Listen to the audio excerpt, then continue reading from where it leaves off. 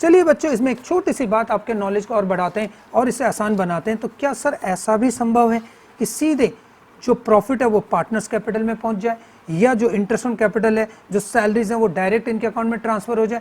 तो उस केस में आपको रिकॉर्ड करने का जो तरीका है वो थोड़ा सा बदलना पड़ेगा।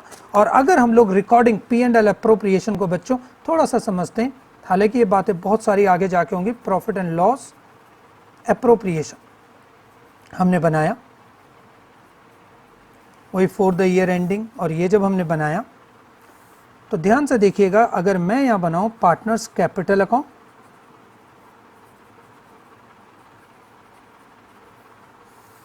और पार्टनर्स कैपिटल अकाउंट जब हमने इसमें बनाया तो देखिएगा वही सब कुछ बातें फिर से अगर हम लोग लिखें, लेकिन इस बार जर्नल में इंपैक्ट आएगा। सबसे पहले 1 2 3 रूल के हिसाब से बाय नेट प्रॉफिट आपने लिखा बच्चों, आपने उनकी कैपिटल लिखी, या जो नया बिजनेस शुरू है वो लिखो, उनका ड्राइंग्स लिखो। और जब हमने ये लिखा, अगर हमें उन्हें सैलरीज देनी हो तो सैलरीज देने का तरीका क्या बच्चों ऐसा हो सकता है कि मैं सीधे लिखूं A's कैपिटल अकाउंट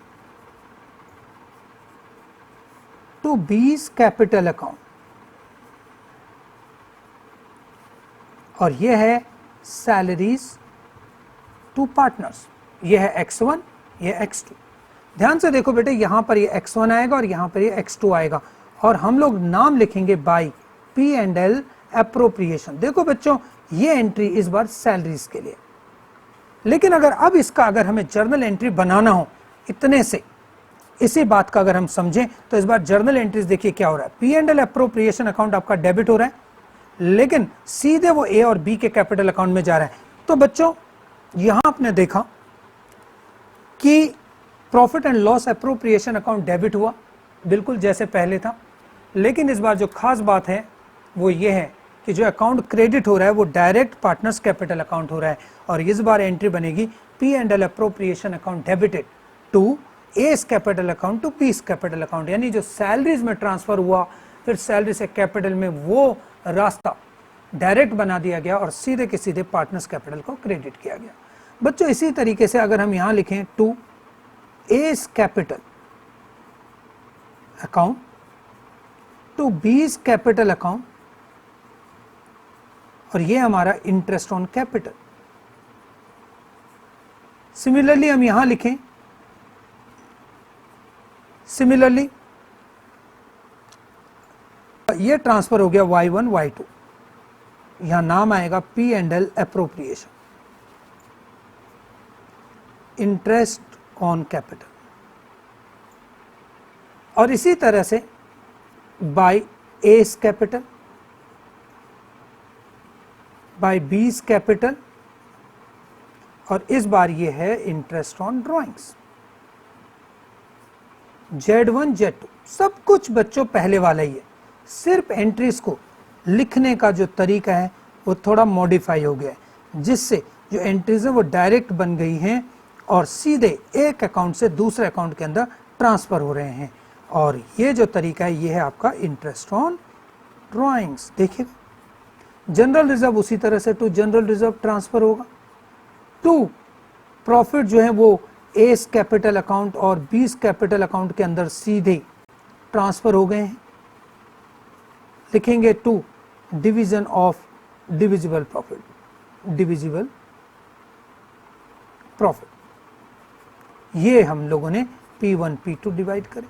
यानी बच्चों सब कुछ वही है, सब कुछ वही है, सिर्फ एंट्रीज बनाने का जो तरीका है और इसका जो मेनली इंपैक्ट है वो जर्नल पे पड़ेगा, वो जरूर बदल गया है, यानी उसका रूप रंग बदल गया बेटा। तो P&L appropriation and this is divisible profit. तो ये देखिएगा टोटलिंग वैसे ही सर CD और ये BD, अकाउंट का नेचर फ्लैक्चुएटिंग, सब कुछ वही, लेकिन जो जर्नल होगी बच्चों यहाँ जर्नल जरूर बदल गया। और जर्नल का चलिए हम थोड़ा सा फिर से समझें कि इस बार जर्नल जो बदला है वो कैसे बदला है, क्या जर्नल एंट्रीज अलग होने वाली है? यस, तो इस बार जर्नल एंट्रीज को भी आप फिर से देखिए। सर ऐसा आप क्यों बता रहे हैं? क्योंकि बच्चों यहाँ पर दो तरीकों से आप इन जर्नल एंट्रीज को बना सकते हैं, तो आप कंफ्यूज मत होइएगा। कोई किसी ढंग से लिखता है, कोई किसी ढंग से, हम कभी किसी क्वेश्चन में कुछ लिखते हैं और कभी किसी क्वेश्चन को किसी और तरीके से, तो ये कंफ्यूज होने वाली बातें नहीं है, बल्कि एक पढ़ाई को और ज़्यादा क्लियरिटी के साथ समझने की ज़रूरत होती है। तो चलिए, ये हमने लिखा। अब इसके अंदर जो एंट्रीज हैं वो कैसे हम लोग करेंगे, तो सबसे पहले देखिएगा, P&L अप्रोप्रिएशन अकाउंट डेबिट हुआ, ए और बी क्रेडिट हुए, किसके लिए? सैलरीज के लिए। तो एंट्री बनी P&L appropriation account debited,